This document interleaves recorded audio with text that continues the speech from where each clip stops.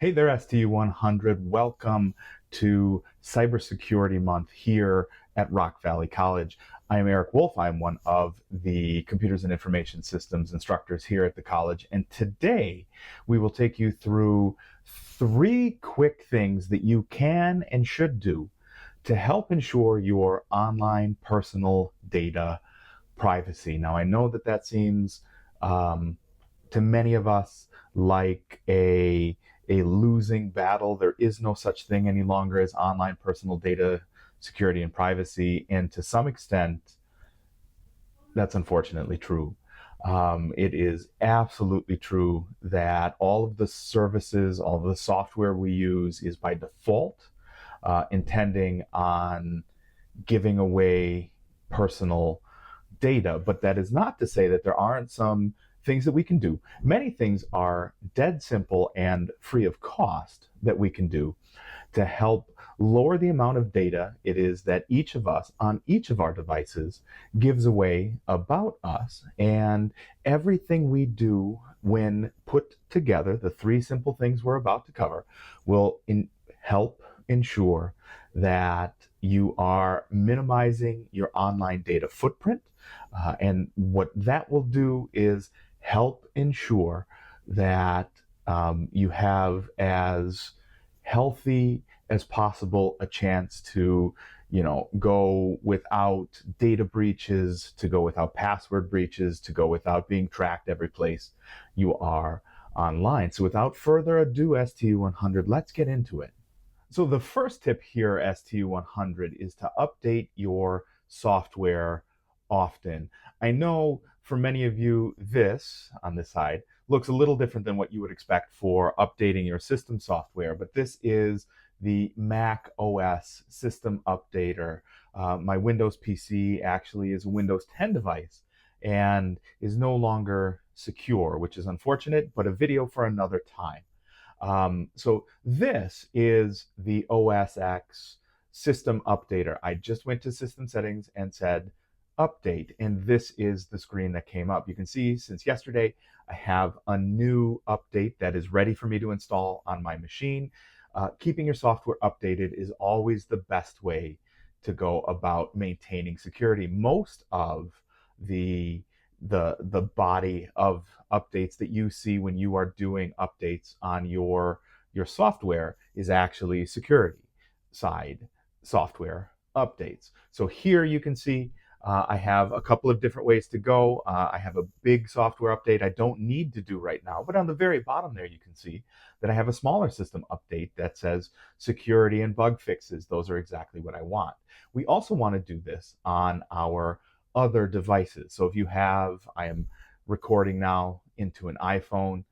If you have an iPhone or an Android device, make sure that you are maintaining and keeping up with all of the app and security updates and system updates on your devices. So update your systems regularly, update your software regularly, and that'll help keep you in front of some of the new types of malware and attacks that happen on our devices.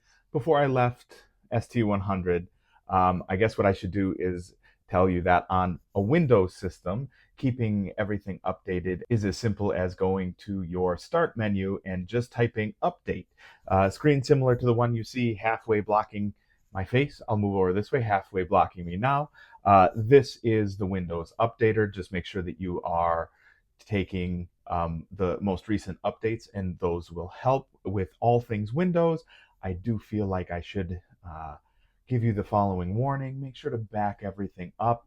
The reason I'm not on a Windows PC to show you this right now is it crashed on the update. So let's make sure to back up all of your data. But again, that is a video for another time. So this is what the Windows system update looks like.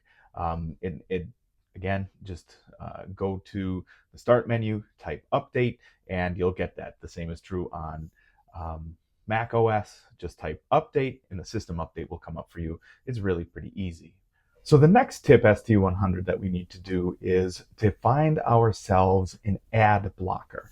Now, I'm sure you have had the following experience that when you are on one device and you happen to see a video for something or do a search for something, that when you go to another device, a completely separate one that maybe you don't even think you're really signed into, you see advertisements for the thing you were just searching for, looking at, etc. It is not that, and I'll just use your phone as the bad guy here, it is not that your phone is listening to you, it's that across all of your devices, the advertisements are tracking you. So so I'm perpetually looking for a car, so that when Toyota hears that I am looking at a Crown Signia, they know to give me more ads when I go to another device and another website. So when I scroll through The Verge, I see Crown Signia advertisements. This happens to all of us. Now, one of the best things that we can do is install an ad blocker. So here I am in Chrome, because I know that most of you will be using Chrome as your default browser.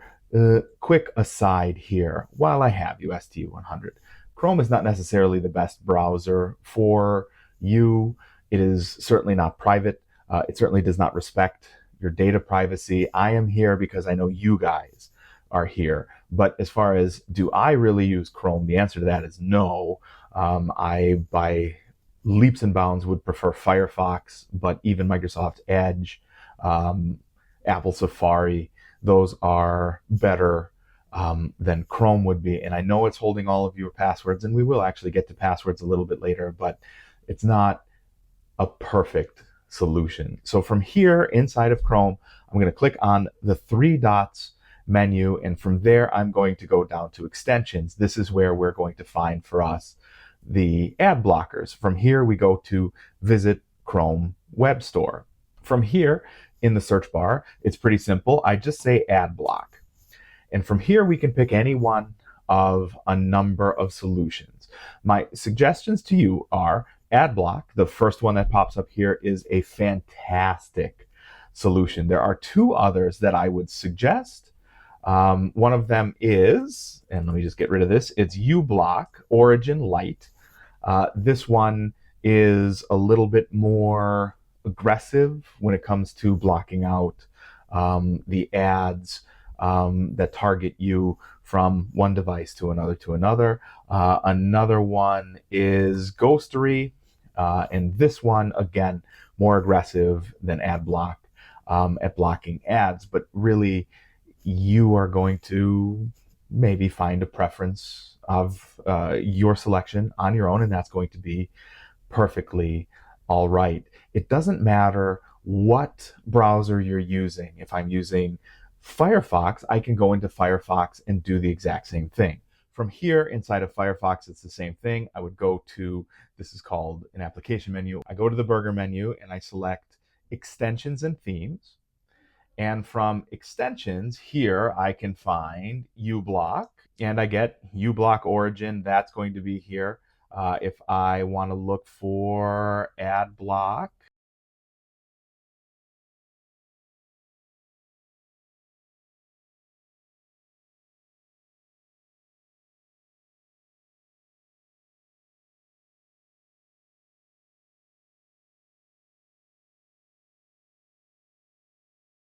so here I am, SU100 on my iPad. You can see here in front of me and behind me. And here I have Safari on iOS open. If you have an Android device with Chrome, you can actually not install extensions. But if you have Firefox on an Android device, or if you have Firefox or Safari on an iOS device, you can install extensions. From here, you can see all the way up in the address bar, I have the little puzzle piece icon there. If I click on the puzzle piece, you can see I have here my extensions. The great part about iOS, I feel, is that when I install an extension on one of my devices, it follows me everywhere. This is true in Firefox on iOS as well, as long as I'm signed in to my Mozilla account, which is free and easy to do.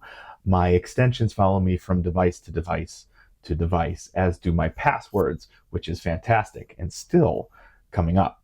So last here, You can see I already have UBlock Origin Lite in there. All I have to do is download it so that it's available. I can also check here for Adblock. When I did this before, I didn't get anything that came up, so that's okay. And I can test again for UBlock, and you can see that does come up. So UBlock Origin, that would be available here. I do believe that Ghostery is available. There we go. Ghostery is available here on iOS as well. So on your mobile devices, again, if it's a phone, if it's an iPad, etc., you can go through, click on extensions and look for an ad blocking extension. That goes a very long way to making sure that you cannot be tracked across devices, so that a user agent cannot be compiled of you, so that when I look for, like I said before, a crown signia on one device, I don't have to see advertises for it on all of my devices. Which brings us to our very last tip. All right, STU 100, you've made it through 2 of our 3 tips here, those being keep everything up to date, number 1, and number 2, to use an ad blocker. Number 3, and maybe even the most important, is to use a password manager. What a password manager, and I know that most of you know this, but I just want to reinforce what you know. A password manager is going to use the service, to fill passwords for you. That means that instead of remembering only 1 or 2 potentially not so good passwords, what you can do is randomly generate a new password for every website that has a login. That is far and away more preferable because it's far more secure. Because this way, I know that when I go to, and I used them as an example before, and I will use them again here, theverge.com, I do have a sign in there. What is your username and password? I have no idea. And I don't have to, because I use a password manager to fill in my username and password for me. Now, you can see me here. I am in Chrome, and I know that most of you are going to default to Chrome as your browser of choice, and you are going to resort to Chrome in that case to manage your passwords for you. Absolutely, positively, that is better than nothing. So here, I don't think it has to be perfect. I don't think that good is the enemy of usable. So please use a password manager. If you are on Safari, because I'm sitting in front of a MacBook and an iPhone, so I use Safari far, far, far more often. Use the Safari manager. Please feel free to use Firefox, because it can manage your passwords for you as well. So from here, what you would do, so this is just passwords.google.com. What you would do is sign in and give Google permission to store your passwords. That's one step. My suggestion, my sincere suggestion here, is to enable what is called multi-factor authentication or 2-factor authentication. It is probable that you would rather leave the house without your pants than you would leave the house without your phone. So this way, with multi-factor authentication, what happens is when somebody is trying to fill in a password, even if somebody has a hold of, let's say, a public computer that you accidentally signed in on, or has a hold of your laptop, God forbid, what would happen is your phone will receive a notification or a text message with a code that you have to then enter. This is far more secure even than just allowing a password manager to remember your passwords for you, because this way, even if a correct password is entered, you still have to have literally the device or literally the phone number that was connected to. Is it perfect? No. Is it hackable? Potentially, but at great cost. And for you and me, that is going to be good enough. So a password manager with 2-step verification. If you have Chrome, that'd be fine. If you have Safari, that'd be fine. It is a very good way to secure your personal data, because this way it makes it much more difficult to sign into your services. So there you have the 3 things to help manage, to actively manage your personal online data privacy and security. Number 1, always do your updates. Number 2, use an ad blocker. Number 3, use a password manager. So that is it, STU 100. A little bit more information to take with you this cybersecurity month into the future so that you can help better maintain your internet privacy and security. Have at it.